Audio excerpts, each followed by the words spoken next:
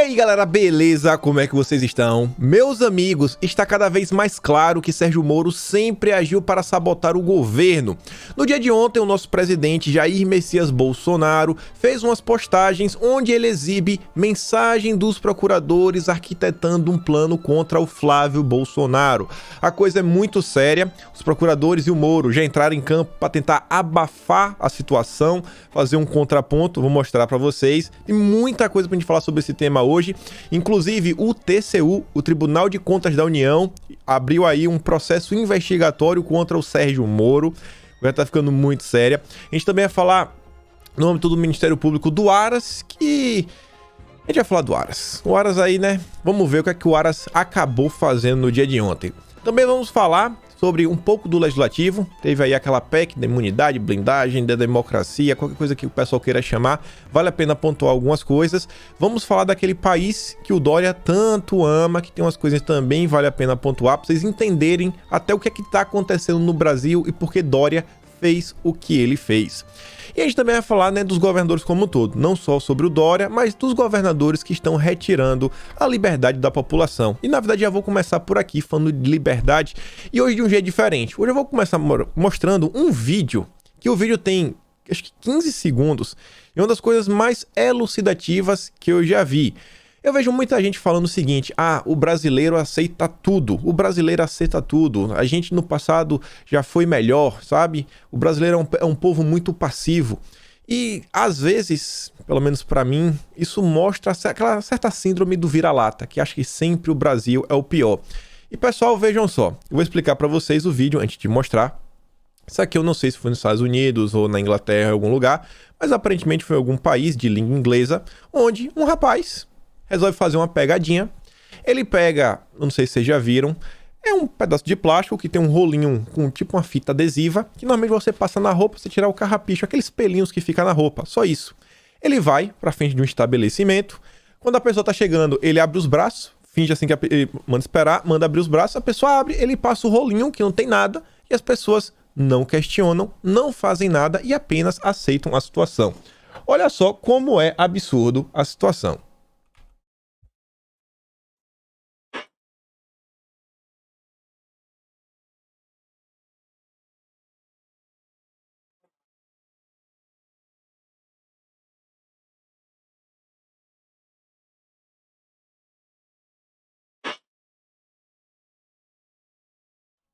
Bom, tava sem áudio aí, tudo bem, o áudio tanto faz, só ia mostrar aí o áudio de andando na rua, foi alguns segundinhos. E o que eu falei foi o seguinte: ninguém questiona nada. O rapaz sequer parece com um segurança. Olha que ponto a humanidade está chegando. Um rapaz qualquer, com calça de moletom, uma jaqueta de esporte, manda você parar, você para, manda você levantar os braços, ele passa um rolinho em você e você deixa. Pessoal, não é só no Brasil. Olha a que ponto as coisas estão chegando ao redor do mundo. Eu achei isso daqui assustador. Eu achei isso aqui assustador de ver. O pessoal fez uma piada, mas, cara, o que é que passa na cabeça dessas pessoas? Não se questiona mais, sabe? As medidas, as imposições. Isso daí vocês veem. Começa no fica em casa, é pelo bem, depois use isso, use aquilo outro, ó, você não pode fazer isso, você não pode fazer, e você vai perdendo cada vez mais sua liberdade, que qualquer coisa agora que o pessoal faça, as pessoas acreditam. E uma grande prova disso é isso daqui. Não consegui identificar qual foi a cidade, mas na reportagem vocês podem ver, quem quiser lá ver o vídeo inteiro, aí no Twitter, procura lá o perfil da Bron_Elisa. Agora, motoristas serão obrigados a usarem máscaras enquanto dirigem, ainda que você esteja completamente sozinho dentro do seu carro. Você, no carro, sozinho, de vidro fechado, no ar-condicionado, vai ter que estar de máscara. É inacreditável. Aqui embaixo dá pra ver, ó, máscara dentro do carro é obrigatório. E as pessoas aceitam. As pessoas aceitam, as pessoas aceitam, as pessoas aceitam. Realmente, você vai na situação e você vê como as pessoas não conseguem entender mais a importância de lutar pela liberdade. E aí o Dória meio que deu uma recuada. Inicialmente o Dória tinha batido o martelo, queria colocar um toque de recolher no estado, só que a pressão dos comerciantes, principalmente, fez o Dória repensar. E o Dória, em vez de colocar um toque de recolher, acho que ele colocou assim um toque de recolhimento, sabe? Uma coisa assim, ele mudou a palavrinha para falar que é diferente. É o sentido, a situação é o seguinte: não pode ter festa à noite, mas beleza, as pessoas vão poder circular. Tá entendendo? Na verdade, só colocou São Paulo, ele regrediu, tava no estágio amarelo, e colocou no estágio laranja, que é pior, o segundo menos pior, acho que o pior de todos é o vermelho. E agora os estabelecimentos ainda assim vão ter que fechar às 8 horas da noite. Mas bem que você ainda vai poder caminhar durante a noite na cidade. Você não vai ser preso por isso. Mas é basicamente um toque de recolher versão light. Esse é o João Dória. Você vê que em São Paulo, o Dória sempre quer dar motivos, sabe, para as pessoas levantarem suspeitas. Às vezes eu acho que ele quer... Sabe aquela história? Falem mal, mas falem de mim. Às vezes eu acho que ele quer ganhar mídia, porque isso aqui é um absurdo. O Butantan contratou 3 empresas com o mesmo sócio. 3 empresas com o mesmo sócio. E foi sem licitação. Sem licitação. 3 empresas com o mesmo sócio. Piada, né? Piada, mas ai de você que vai questionar. Isso daqui é outra coisa absurda. Isso aqui foi na minha Bahia. Um vídeo que mostra a PM colocando o vendedor ambulante à força dentro da viatura. Gente, explicar para vocês a situação. O texto aqui, vocês já vão entender o absurdo que aconteceu. A polícia, o ambulante falou que ele estava no local por não ter conseguido pegar o último ônibus que saiu do terminal e reclama da maneira que é colocado dentro da viatura. No vídeo, o homem questiona os policiais. Como é que eu vou embora sem ônibus? Como que eu vou conseguir ir embora sem ônibus? E o policial fala, indo. A discussão continua e o homem é colocado na viatura para ser conduzido à delegacia. Nesse momento, ele grita várias vezes, não me machuque. A ação dos policiais foi filmada por uma pessoa que estava na estação. O governador Rui Costa anunciou ontem medidas mais duras para tentar conter os novos casos da pandemia no estado. O decreto passou a ser válido a partir das 17 horas desta sexta-feira até 5 horas da segunda. Fecha tudo. Olha como trata um vendedor ambulante. Tá tentando apenas tirar o ganha-pão. Até parece que ele não gostaria de ir para casa. Até parece que ele não queria ir para casa dele. O pessoal ainda tentou recorrer do toque de recolher do Rui Costa, mas o STJ negou. O STJ nega pedido de suspensão do toque de recolher imposto por Rui Costa na Bahia. Deixa pra lá, né? O melhor é você ficar em casa. Fique em casa, a economia a gente vê depois. Eu sei que talvez você não tenha comida em sua casa, mas queima aí, sabe? Você não vai definhar. Acho que só sobrevivendo só com água, você ainda aguenta assim, uns 7 dias. É isso daí que a justiça, né, tá dizendo pra população. Brasília não foi diferente. Inicialmente, o Ibanez iria decretar um lockdown noturno. Ele achou pouco, sabe? Não, lockdown noturno tá muito pouco, é um toque de recolher à noite. Ele decidiu agora colocar um lockdown total em Brasília. Horas após anunciar lockdown noturno, Ibanez volta atrás e impõe lockdown total no Distrito Federal. Mais um governador tomando medidas sensacionais. E aí, eles quebram as economias, o povo fica sem emprego. E aí, vai sobreviver como? Aí se fala tanto do auxílio. Bolsonaro, ontem, estava aí ao redor do Brasil, foi para algumas inaugurações, e você vê, ó, Bolsonaro falou o seguinte, governador que fechar o estado deve bancar o auxílio, nada mais justo. O auxílio emergencial vem por mais alguns meses, e daqui para frente, o governador que fechar seu estado, o governador que destrói emprego, ele é que deve bancar o auxílio emergencial. Não pode continuar fazendo política e jogar para o colo do presidente da República essa responsabilidade, disse Bolsonaro durante a visita às obras de duplicação da BR-222 em Caucaia, no Ceará. O presidente já havia criticado mais cedo as medidas restritivas impostas por governadores e prefeitos, Tianguá, também no Ceará. Esses que fecham tudo e destroem empregos estão na contramão daquilo que seu povo quer. Não me critiquem. Vão para o meio do povo, mesmo depois das eleições, declarou o presidente. E ele termina falando que o povo quer trabalhar. Esses que fecham tudo e destroem empregos estão na contramão daquilo que seu povo quer. Dispara aí o Bolsonaro. E aí o Jornal do Ataque trouxe aqui um resuminho para vocês verem, sabe? Começa num lugar e vai crescendo. É sempre assim. Estados com lockdown decretado: Distrito Federal, Bahia, Piauí, Paraíba, Maranhão está em andamento, Pernambuco, Rio Grande do Sul, Rondônia e São Paulo. 9 estados. E o que é que eles têm em comum? Todos são governados por governadores que são opositores a Jair Messias Bolsonaro. Tá claro? Tá claro o que está acontecendo? Eu sei, e assim, é até difícil falar, pô, o povo precisa reagir. O povo precisa reagir ao redor do globo, do planeta. Vocês viram lá o primeiro vídeo. Aquilo é um absurdo. Aquilo é um absurdo.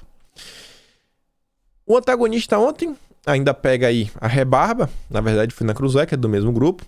Convidam aí o novo presidente da Associação Médica Brasileira, César Eduardo Fernandes, para uma entrevista, para ele criticar o tratamento precoce.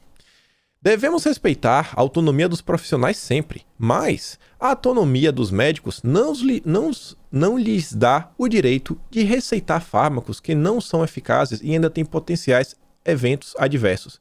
Quem disse isso? Quem disse isso? Ele que acha, né? Ele acha e não quer fazer nada. Você vê, né? Como a mídia brasileira insiste nessa mesma tese. A gente já tem um ano que a mídia vem repetindo essa mesma ladainha o tempo todo. E se você discorda, você é um negacionista. Mas tudo bem.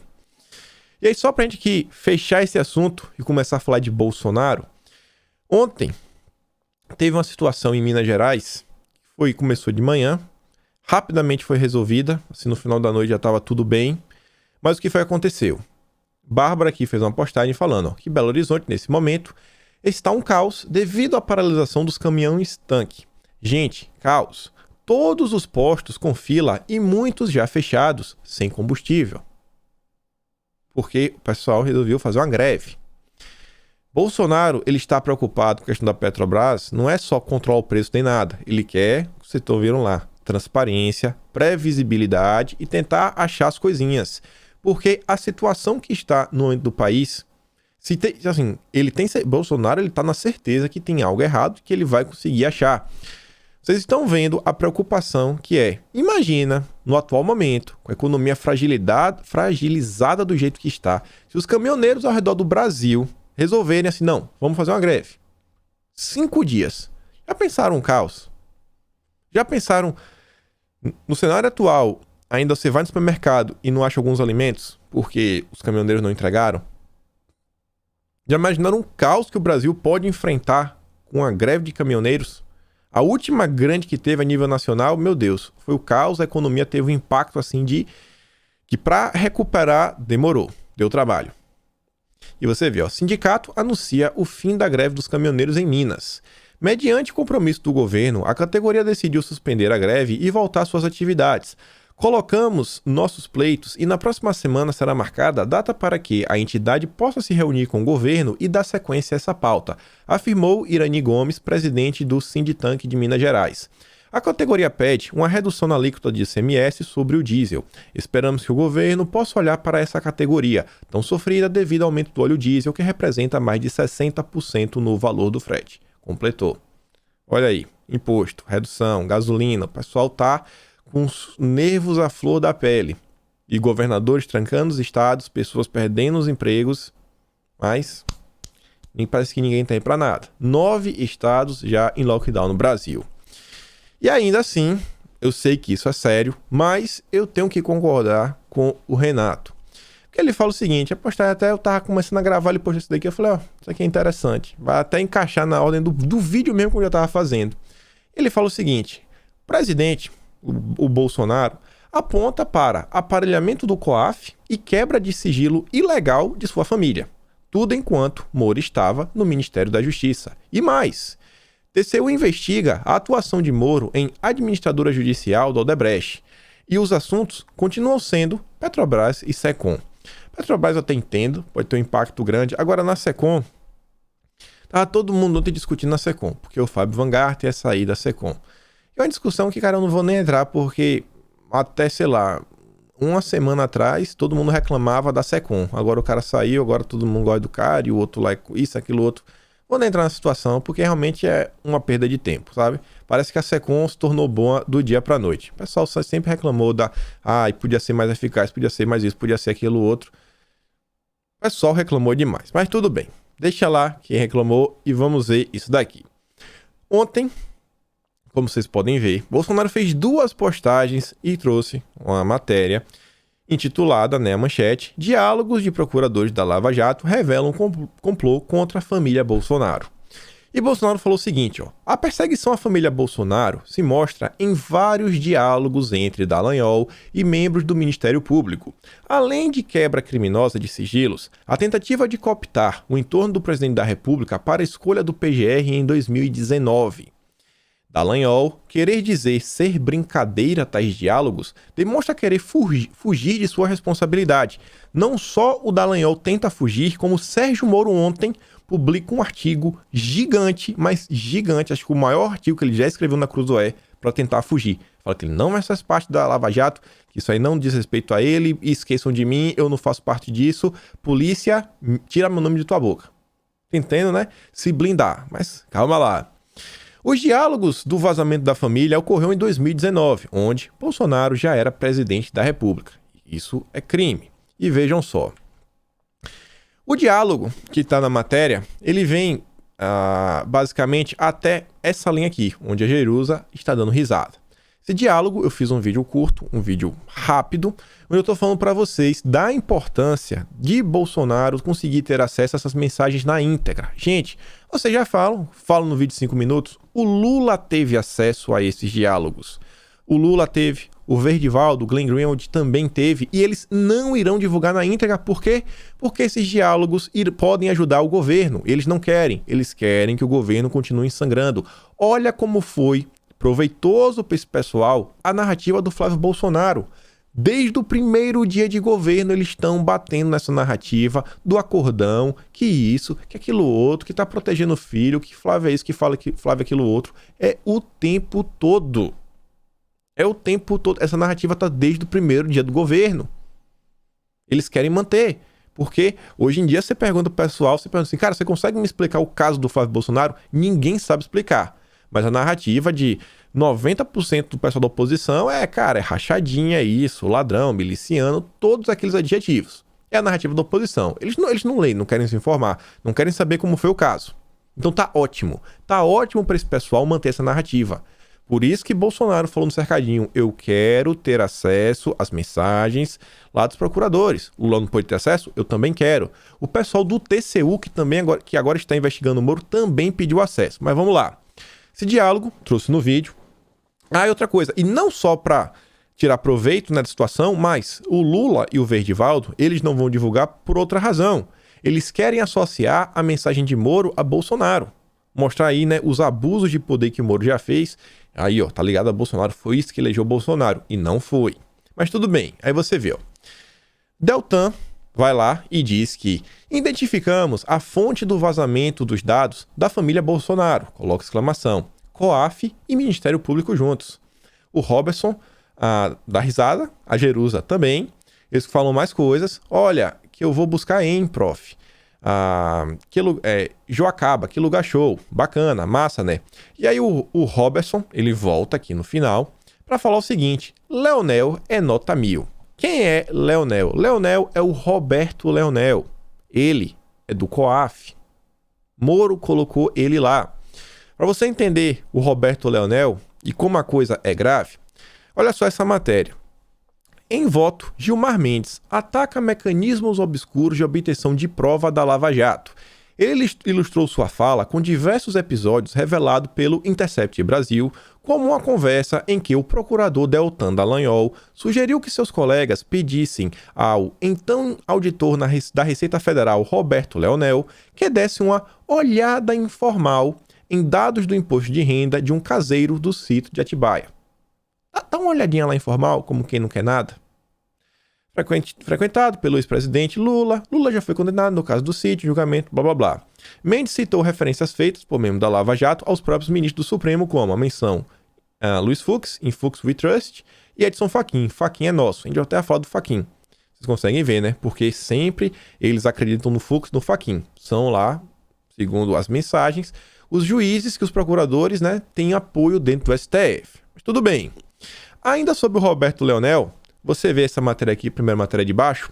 Auditor fiscal Roberto Leonel é convidado por Moro. Leonel tem a confiança de Moro, com quem já havia atuado no caso Banestado no início dos anos 2000. E é o que eu sempre falo para vocês, chega é chato. Toda essa história aí de Moro e seus amigos inicia desde o Banestado. A gente não fala assim, de diferenciar de lava-jato versus lava-jatismo. Você não pode nem chamar de lava-jatismo. Se você quiser chamar de banestadismo, você pode chamar. É a mesma coisa. É um jeito de fazer, abre aspas, justiça, bem inconvencional, que o Sérgio Moro aí criou juntamente com seus amigos. E você vê ainda mais sobre o Roberto Leonel, na matéria aqui do Conju. Procuradores combinavam com Receita quebra de sigilo de ministros do STF. Isso aqui foi em 2015. Deltan. Robinho, você entrou em contato com a Receita Federal de São Paulo sobre os filhos do Brahma? Viu na imprensa do Taiguara que era sobrinho do Lula, que fazia varandas e está multimilionário fazendo obras para o Odebrecht na África? O que saiu? E o Robertson fala, vou ver isso amanhã de manhã, Delta. Quero pedir via Leonel para não dar muito na cara, tipo pescador de pesca e pague. Vamos ver lá com o Leonel. Leonel era um dos braços dessa coisa. E por isso que você vê por que o Moro queria o COAF a todo custo. E porque quando o COAF saiu das mãos do Moro para ir para o Banco Central, que inclusive agora é independente, autônomo, Moro chorou, se jogou no chão, o antagonista caiu em cima para tentar desgastar o governo. Era parte essencial do plano ter o COAF em mãos. Você ainda vê essa matéria que ainda diz, ó, o convite a Leonel sinaliza a importância da Receita Federal como um dos tripés para o combate efetivo à corrupção. A gente vê que hoje, né, o que Moro chama de corrupção, na verdade é combater qualquer coisa que atrapalhe o projeto pessoal de poder que ele tem. Esse é o Sérgio Moro. Ainda na matéria que Bolsonaro traz, tem mais mensagens, e vocês conseguem ver essa daqui, que o Deltan coloca lá como é que se diz? Uma notícia. Bolsonaro diz que ex-assessor tinha dívida com ele e pagou a primeira-dama. Falando lá a questão do Queiroz e da Michelle. E aí o Deltan coloca duas imagens que não tem como resgatar. Depois ele diz, ó, COAF com Moro. Ai, ai, ai. Júlio Noronha dá mais risadinhas. O Janário Palu diz, isso lembra? Lembra algo, Deltan? Ai, ai, ai. Só observo. KKKKK. É óbvio o que aconteceu. E agora, José? Quem disse que é óbvio? Já tá fazendo julgamento prévio? Já tá condenando sem nem julgar, sem nem averiguar? Ele diz, ó, Moro deve aguardar a apuração e ver quem será implicado. Filho, certamente. O problema é, o pai vai deixar ou pior? E se o pai estiver implicado, o que pode indicar o rolo dos empréstimos? Seja como for, o presidente não vai afastar o filho. E se tudo isso acontecer antes de aparecer vaga no Supremo? Deltan tá tão preocupado com a situação, tão preocupado, que eles já estão montando o plano, porque na cabeça deles, o STF iria abrir a vaga, ele iria colocar o Moro para fortalecer esse projeto de poder deles. Então, a gente vai fazer o quê? Se isso acontecer antes lá do Moro chegar no STF. Mas o Moro diz, né, que ele nunca entrou no governo com plano de ir para o STF. Agora, Bolso terá interesse em aparelhar a PGR, embora o Flávio tenha foro no TJRJ? Bolsonaro aparelhar? Quem disse isso? Ele tá afirmando, ó, agora Bolso terá algum interesse em aparelhar a PGR. Quando, na verdade, as mensagens e notícias mostram que foram eles que tentaram a todo custo emplacar o nome. Inicialmente, eles tentaram o Vladimir Aras. Depois, quando estava lá já a questão da lista tríplice, eles tentaram lá dar o apoio final para o Mário Bonsaglia. Mas quem quer aparelhar a PGR é Bolsonaro, não é eles. Última saída seria dar um ministério e blindar ele na PGR. Para isso, teria que achar um colega bem trampa. Já estão falando o que Bolsonaro vai fazer. Não, vai dar um ministério, vai fazer isso, vai fazer aquilo outro. É só copiar e colar a última denúncia do Gedel. Aí já tem até um plano. Não, vamos aplicar o esquema Gedel no Flávio. Isso aqui, gente. Isso aqui, qual é a data disso aqui? Dezembro. Nem tinha começado o ano ainda. E já estavam assim. Isso é gravíssimo. Isso é grave e sério. E você ainda vê, ó.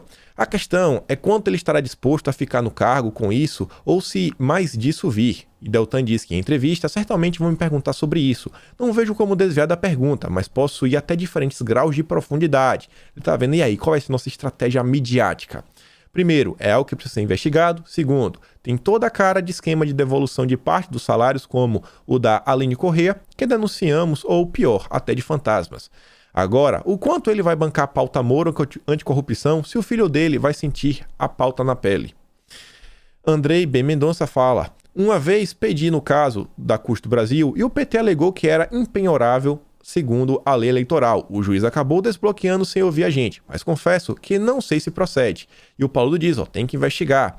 E isso que ele sempre diz, na pior das hipóteses, podem ir os anéis, filho é mulher, mas ficam os dedos. Seria muito traumático o general assumir no lugar dele. E aí dá risadinha de novo. O Mourão vai assumir. Vai lá, vai o filho e a esposa. Mas vai ficar aí, né? Fica a mão. Vai lá o anel e os dedos, mas a mão fica. O Bolsonaro fica. Mas vamos pegar a esposa e os filhos. Isso é tipo de chat pra estar fazendo. Isso é muito sério. Isso é muito sério mesmo. E aí, os procuradores no Ministério Público, a matéria foi procurar, eles deram a versão deles da história, falando que eles não reconhecem as mensagens, não reconhecemos isso, e foi só num tom de brincadeira, um tom jocoso. Aí você vê, os procuradores da Lava Jato no Paraná chamaram de conclusão leviana o teor das... Já tá falando que é fake news, tá vendo? O antagonista. Compartilhada mais cedo por Jair Bolsonaro de que a Força Tarefa teria investigado o presidente e seus familiares. Já tá acusando. Já está acusando. Coisas similares, o Intercept publicou, o Conjur publicou, o UOL publicou, o Estadão publicou. Agora, fake news é só a do presidente. Esse é o antagonista, que vocês sabem é o braço midiático desse pessoal. E aí você vê, olha só, Metrópolis, 6 dias atrás, a Elisa trouxe, ex-integrante da Lava Jato, grupo de mensagens era ambiente de botequim. Martelo disse que as mensagens enviadas no grupo tinham teor informal e eram liberação de emoção, indignação, protesto e brincadeiras. Depois você vê aqui no Conjur falando, perícia atesta integridade de mensagens hackeadas. Perícia atestou. Aí, ontem, depois que Bolsonaro posta, vem lá para dizer que o Ministério Público Federal diz que as mensagens são falsas e que seria brincadeiras entre colegas. Peraí, ou a mensagem é verdadeira, ou ela é falsa ou ela é brincadeira. Não tem como ser os dois ao mesmo tempo.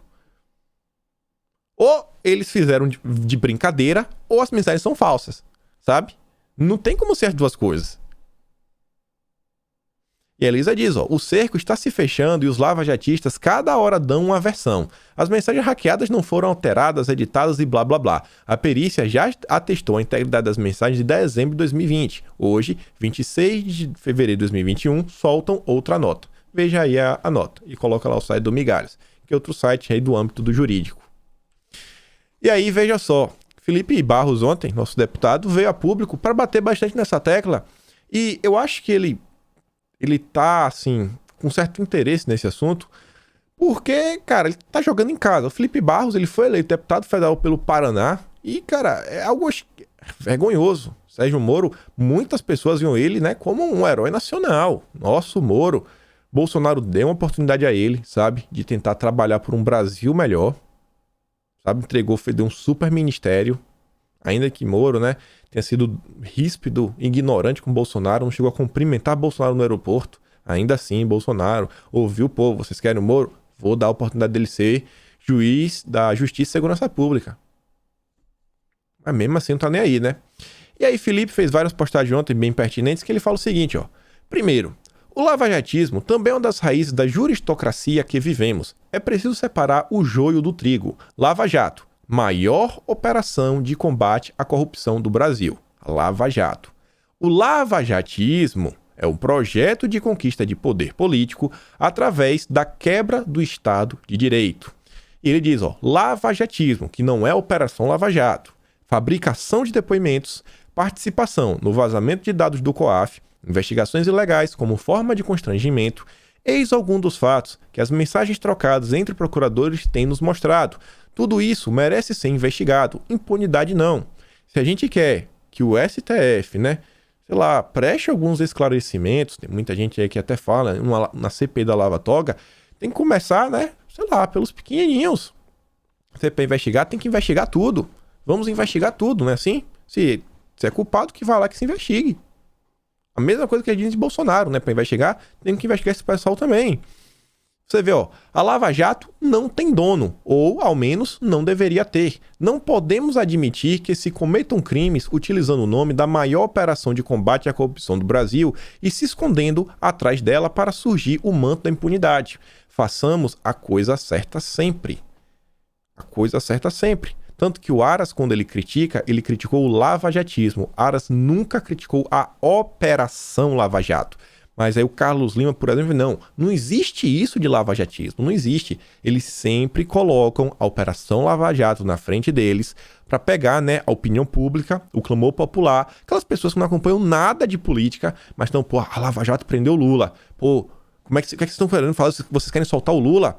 Ontem eu vi um comentário de alguém falando que eu devo estar recebendo dinheiro do PT para soltar o Lula. Eu falo, cara, o que é que tem a ver mostrar o excesso desse pessoal e o caso do Lula? O Lula continua culpado. O Lula continua culpado. Ele continua lá cometendo os crimes dele. E para terminar aqui a questão do Felipe, para mostrar outra coisa para vocês, ele diz que por que Moro só levou o pessoal de Curitiba para ocupar cargos estratégicos no Ministério da Justiça? Não havia mais ninguém no resto do Brasil. Felipe, não é que ele levou o pessoal de Curitiba, ele levou o pessoal da Banestado junto com ele, a equipe dele.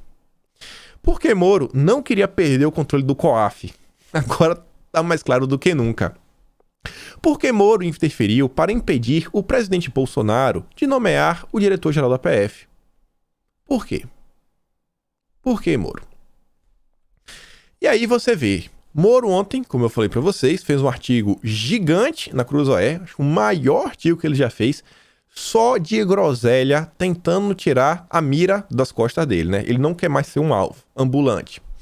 E o texto se chama, ó, Sobre Mensagens, Crimes e Filmes, por Sérgio Moro. Coloca essa foto aí, eu acho que ele se acha bonitão nessa foto, não sei porque ele colocou essa foto, preta e branca. Leia o artigo do ex-juiz Sérgio Moro na nova edição da revista Cruzoé. Vou mostrar para vocês apenas 3 parágrafos. 3 parágrafos, que são mais do que o suficiente. Ele começa aqui, ó. A hipótese de conluio entre juiz e Ministério Público é desmentida pelas estatísticas objetivas, com cerca de 21% de absolvidos. Peraí. As mensagens estão falando que Moro comandava o pessoal, chamava até de russo. Moro até pedir busca, quer dizer, até ordenar busca e apreensão que ninguém pediu, ele já pediu. Tá lá as mensagens. Tá lá. Aí, olha qual é a coisa. Não, tá lá, é uma questão lógica de leitura e interpretação de texto que você lê, você tá vendo, pô, Moro tá comandando o Ministério Público, o juiz está comandando os procuradores. Estão aqui trabalhando juntos em prol lá, sei lá, do interesse deles. Moro quer falar que isso é mentira, te apresentando números, para falar, não, eu prendi muita gente é culpado, porque muitas pessoas são culpadas, eu não tive nenhum, conluio com o Ministério Público. O que tem a ver uma coisa com a outra? O que tem a ver bananas com maçãs? É um argumento assim, louco, eu falo, cara, onde é que ele tirou esse argumento? Quer provar com estatística do número de culpados, o fato que se ele teve algum conluio ou não. Depois, no outro parágrafo, ele fala: não tenho nenhum interesse pessoal, olha, não tenho nenhum interesse pessoal nesses processos, não tenho. Já estou no judiciário, já não estou no judiciário e minhas responsabilidades com a Lava Jato já se esgotaram. Ó, eu não tenho mais interesse, vou aqui, viu, galera? Tô indo embora. Não tô indo embora, não. Aqui é o Moro, né? Quer sair de fininho, já quer tirar o dele da reta. E depois fala um monte de groselha. Já quer, não, ó, eu não estou mais do judiciário. Resolve lá com o Deltan, resolve lá com os procuradores. Ó, eu não tenho nada a ver mais com a Lava Jato, não, viu? Não tenho. Quer dizer, ele não tem mais responsabilidades. Lavou as mãos. Moro, você tem responsabilidade, Moro. Não é hora agora de desaparecer, amigo.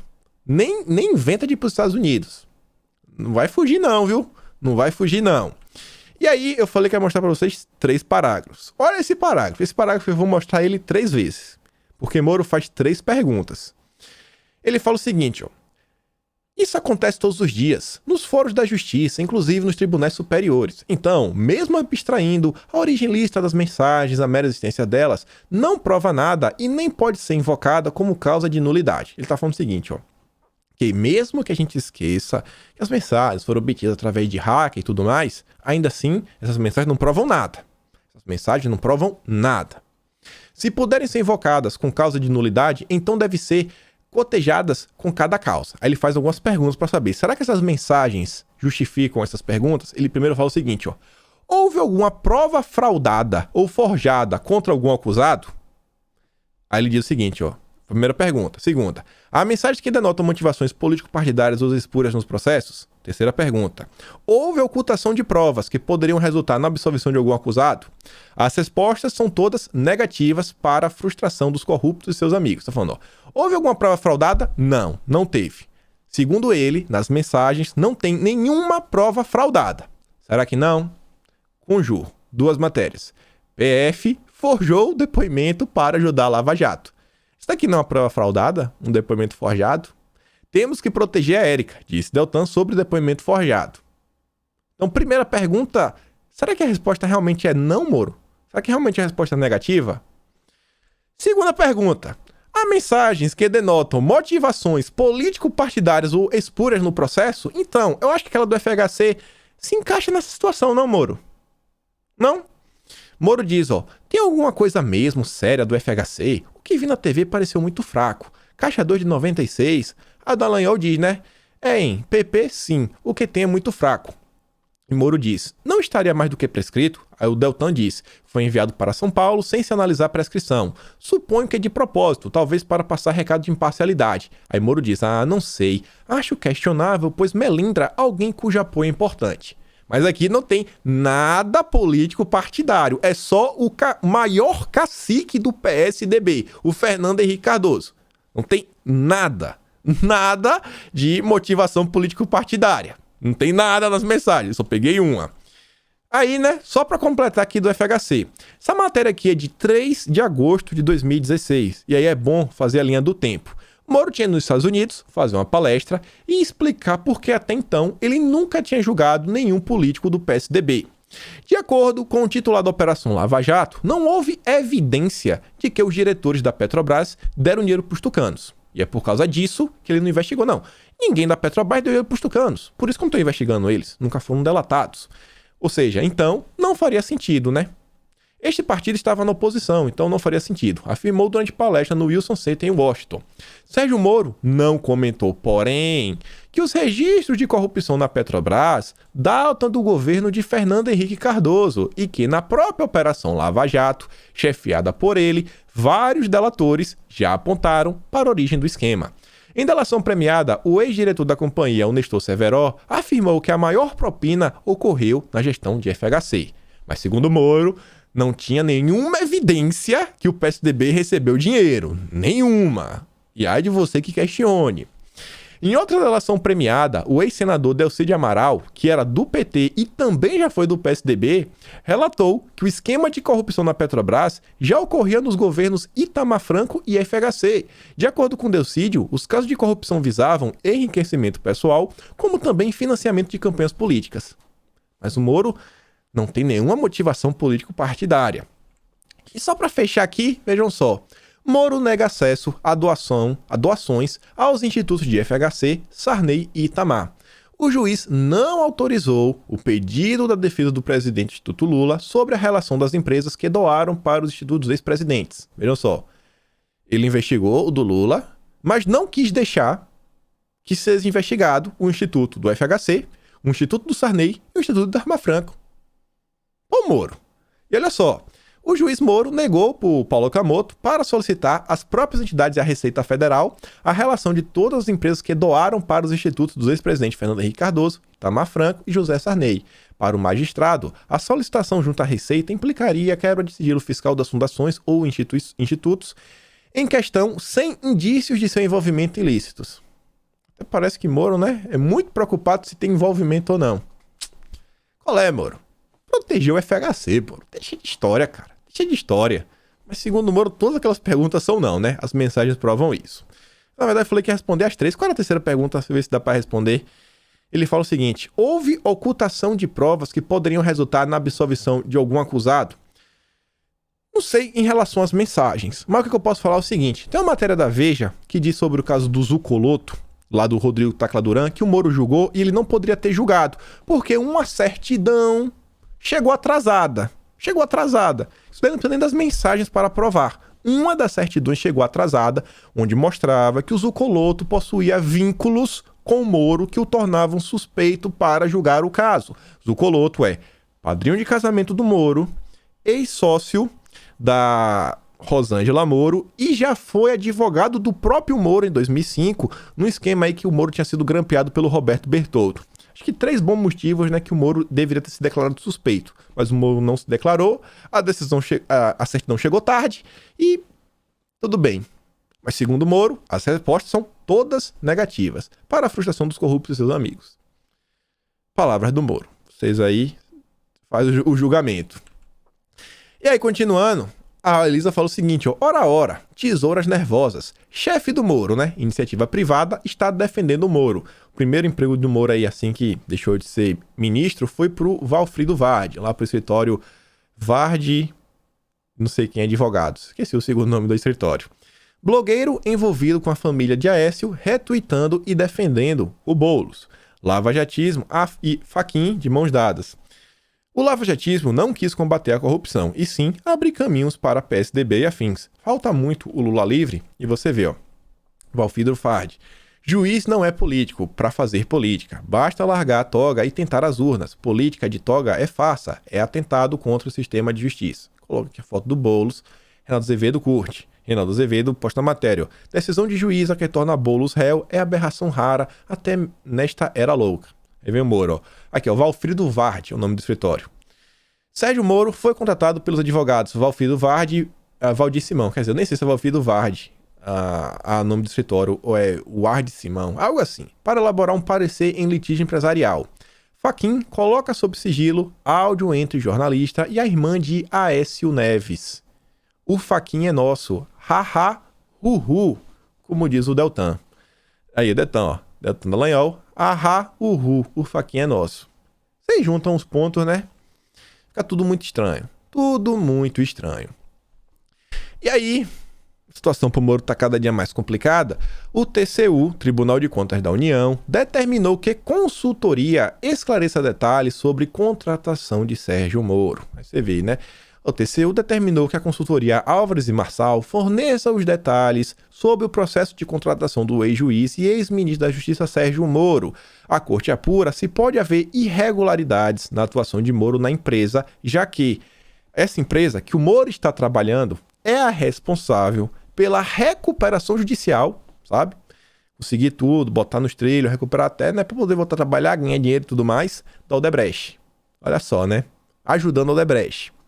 No despacho, o ministro Bruno Dantas também solicitou ao STF acesso às mensagens hackeadas da Lava Jato, atribuídas a Moro e a integrantes da Força Tarefa da Lava Jato. Todo mundo quer ter acesso às mensagens, hein, Moro? Vai dar ruim, né? Mas segundo o Moro não tem nada estranho nessas mensagens. Nada estranho, né? Veremos.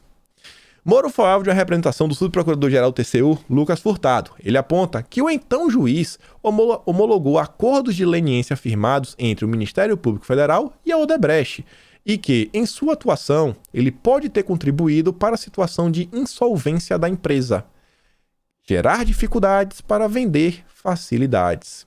O subprocurador relata ainda suposto conflito de interesse do agente que, em um primeiro momento, atuou em processo judicial com repercussões na esfera econômica e financeira da empresa e que, posteriormente, aufere renda, ainda que indireta. Ganha de forma indireta. Diante disso, o Bruno Dantas solicitou detalhes sobre a contratação de Moro pela Álvares e Marçal para certificar-se de que o ex-juiz não recebe por serviços anteriormente prestados. Entre os dados solicitados estão o tempo de duração do processo seletivo, as cláusulas e protocolos que impeçam conflito de interesse. O ministro também solicita a indicação da agência que conduziu o processo seletivo de contratação, assim como dos executivos que participaram desse processo. Quero entender, né? Como foi que Moro foi contratado? Quem ligou para Sérgio Moro? Como foi a proposta? Se conheceram como? Vamos explicar essa história aí, né? Tá muito estranho. Uma empresa grande como essa, assim, já chamar o Moro, suspeito demais, hein? Muito suspeito. Só suspeita, né? Não custa nada perguntar. E aí, meus amigos? Só juntem a linha do tempo dessa semana. Olhem a quantidade de notícias que está saindo com relação ao Moro. Pra mim, a mais grave de todas, falando assim, um cenário, é quando José Maria Trindade, nos Pingos nos Is, ao vivo, tem que dar todo aquele disclaimer, né? Não é o que eu desejo, não é isso, não é aquilo outro. Eu só tô contando o que eu ouvi. Porque no Brasil tem muita gente que venera Sérgio Moro até hoje. Ele falou, realmente tem sério risco do Moro ser preso. Vocês acham que é aleatório, pessoal? Olha o caos que o cara colocou o Brasil. E eu te digo mais, se alguém, no final desse processo, que cometeu um crime, sair livre, a culpa é do Moro. Se alguém no fim do processo sair impune, a culpa é do Moro, que podia ter feito a coisa certa, sabe? Quando fez lá a prova de juiz, se comprometeu a seguir a lei, fazer diversas coisas, e não fez. Ele, Deltan e os seus amigos. Eles tiveram a oportunidade que quase ninguém tem, oportunidade ímpar, sabe? Quantas pessoas no Brasil tiveram a oportunidade de ser juízes? Pouquíssimas. Quantas tiveram a oportunidade de ser ministros da Justiça e Segurança Pública, um super ministério? Menos ainda. Moro teve tudo isso em mãos e olha o que ele fez. Olha o que ele fez. Ele colocou o interesse dele acima e muito mais acima do que o interesse do nosso país. Esse é o Sérgio Moro. E olha só, sai pra se defender. Quanto tempo tem que o Moro não escreve um artigo? Acho que tinha 2, 3 semanas. Ele não postava nada na Cruzoé. Tinha tempo. E aí o Moro volta. Volta lá, posta um artigo, se defender. O Ministério Público soltando nota. Não, a gente não vê essas mensagens. Sendo que ano passado, em dezembro, quando a perícia testou a veracidade, eles falaram, não, é só de brincadeirinha, a gente só tá brincando. Aqui é porque a gente só tá se expressando, sabe, botando pra fora as onças da indignação.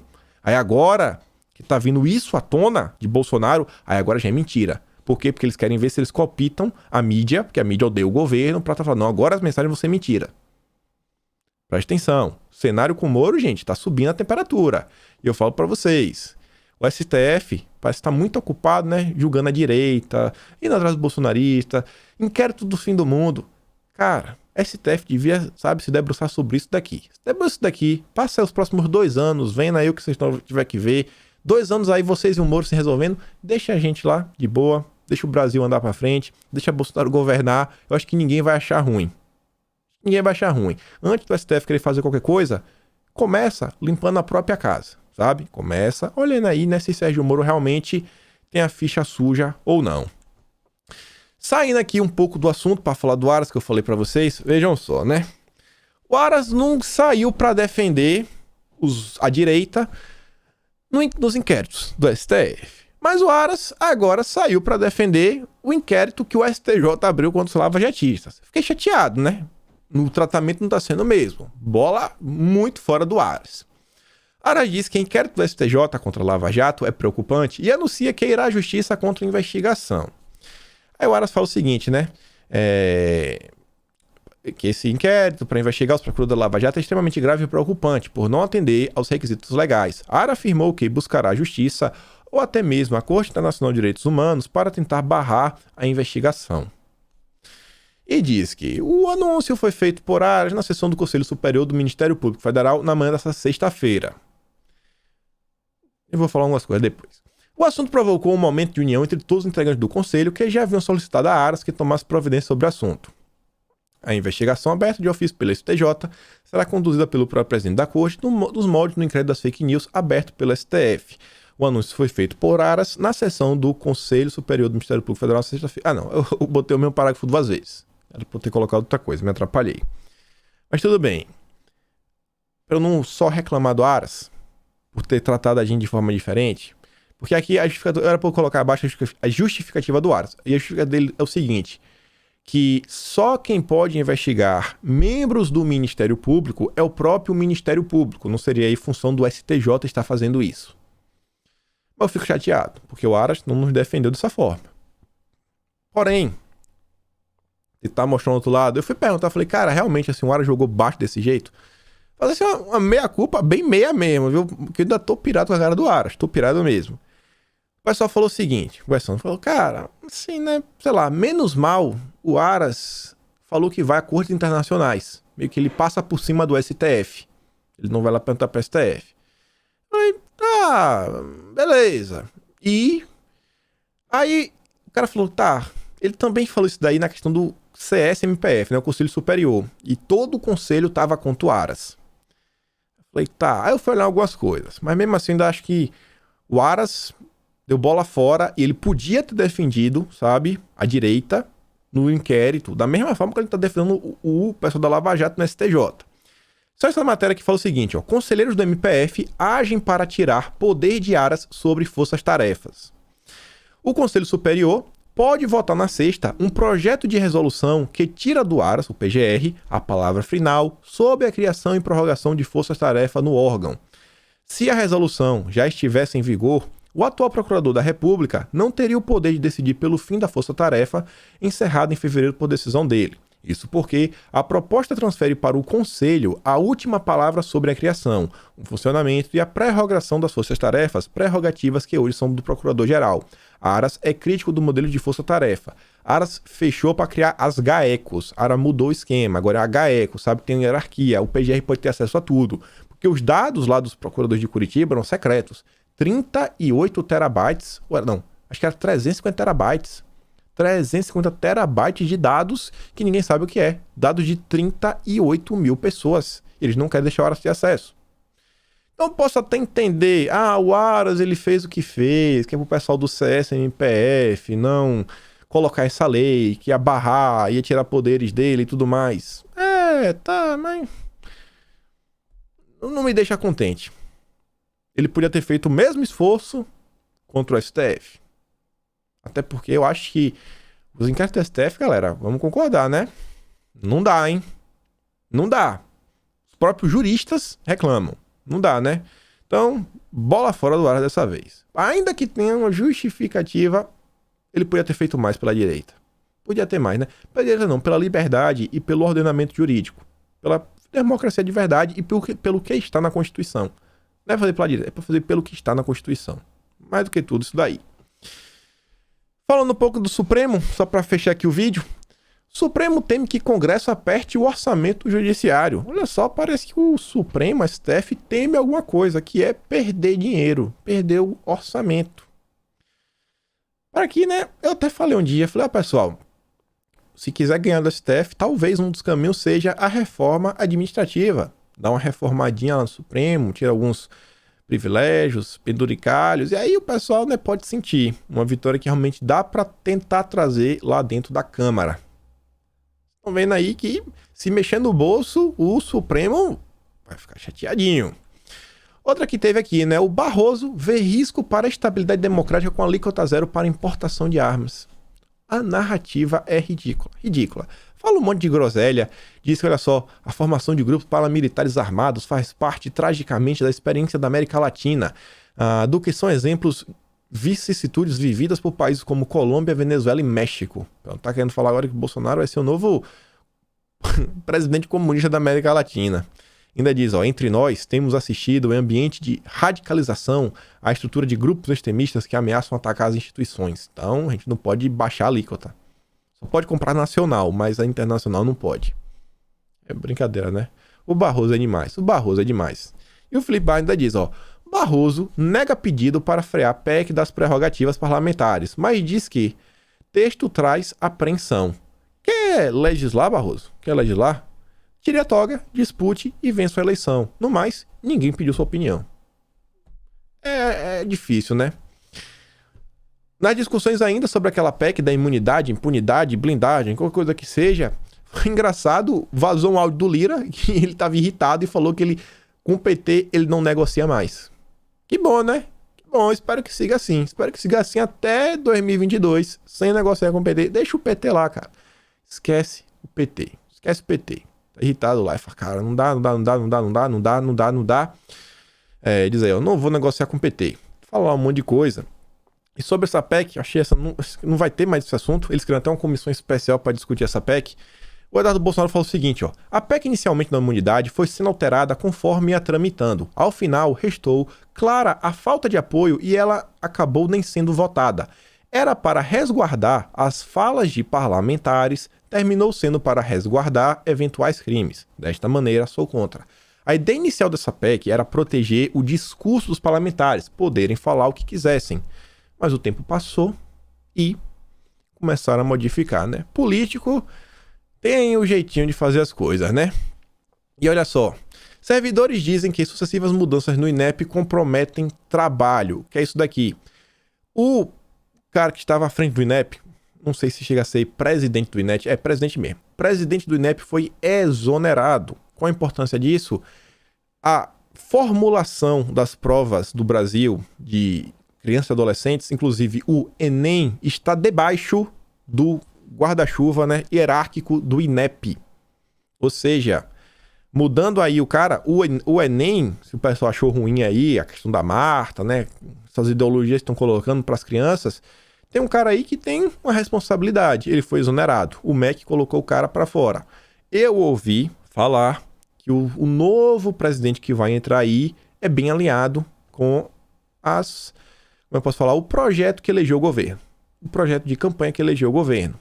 Matéria aí, boa. Vamos esperar para ver, né? Possivelmente mais um avanço na educação brasileira. Sobre o 5G, uma matéria que deixou também muita gente feliz. A empresa lá que o Dória tanto ama, começa com H, foi excluída da rede do governo. O que foi que fizeram? A rede 5G no Brasil, a priori, vai ter duas versões. Uma vai ser privada do governo, privada, e outra aberta para a sociedade. A primeira proíbe empresas sem transparência ou com algum tipo de participação de governos. Olha que sacada de mestre. Ou seja, o objetivo é excluir a rua. Acabou. Tá de fora. E só comentar rápido sobre essa matéria, que é o seguinte, ó, a diplomacia das vacinas. O Leonardo Coutinho trouxe esse texto da Folha de São Paulo, mostrando o que é que eles estão fazendo. Só isso daqui já dá pra ver, ó. No mundo atual, tá todo mundo muito preocupado, tentando cuidar do seu próprio povo, sabe? E os chefes do Dória estão aí aparecendo para ajudar todo mundo, distribuindo imunizantes. Tem a Coronavac lá tem a Sinovac lá em São Paulo, tudo mais. Tá aí, tem 3. Ajudando o Brasil, ajudando o Peru, a América Latina, a África, a própria Ásia. E isso não é à toa. Às vezes podem dar pequenas doses, mas o simbolismo não é pequeno. Por quê? Nas horas de dificuldade, os países, sei lá, de terceiro mundo, subdesenvolvidos, os países pobres, que não são desenvolvidos, só receberam ajuda do chefe do Dória. E aí, né, os dividendos virão. O cálculo político nos países desenvolvidos tem favorecido a lógica do salve-se quem puder. Os países desenvolvidos que têm dinheiro, não, vamos ajudar nosso povo. Primeiro a gente, segundo a gente, terceiro a gente. Depois que a gente vacinar toda a população, aí a gente pode ajudar os outros. Mas estão se preocupando com o próprio povo, a própria população. O cálculo do chefe do Dória a respeito da questão, e pouco claro, sabe, é um pouco diferente, sabe? Eles querem ajudar os outros países fornecendo aí os imunizantes em troca de, sei lá, aumentar sua influência política na região. Você vê, ó, a avaliação de Pequim é que, nas circunstâncias atuais, investir em diplomacia da vacina agora vale a pena. Em paralelo, e não antes, imuniza a sua população. Ajuda um pouco aqui o próprio povo, mas vamos focar nos países. Olha como esse pessoal vem avançando com a agenda deles, ajudando os países mais pobres do globo. Vai vendo. E com isso, meus amigos, fico por aqui. Foco na questão. Gente, analisem de forma fria o que está acontecendo aí no âmbito jurídico. Olhem as afirmações que o Bolsonaro fez. Não foi aleatória. Olha a postagem que ele faz, olha as mensagens que ele trouxe. Isso é muito sério, pessoal. É muito sério. O que Moro fez aí, esse pessoal que adora usar aquelas palavras, né? Democracia, instituições. Eu falo e repito, o verdadeiro ataque à Constituição, à democracia e às instituições foi feito pelo Sérgio Moro e seus amigos. Eles que precisam ser investigados, primeiro que todo mundo. E isso fica por aqui. Dá aquela curtida, dá aquela compartilhada, sabe? E a gente se vê em breve. Quem quiser também se tornar membro do canal, clica aí. Se quiser se inscrever nas minhas redes, tá na descrição todos os links. É só clicar no link que você me acha. Então aquele grande beijo e abraço, tamo juntos e valeu, pessoal. Fui!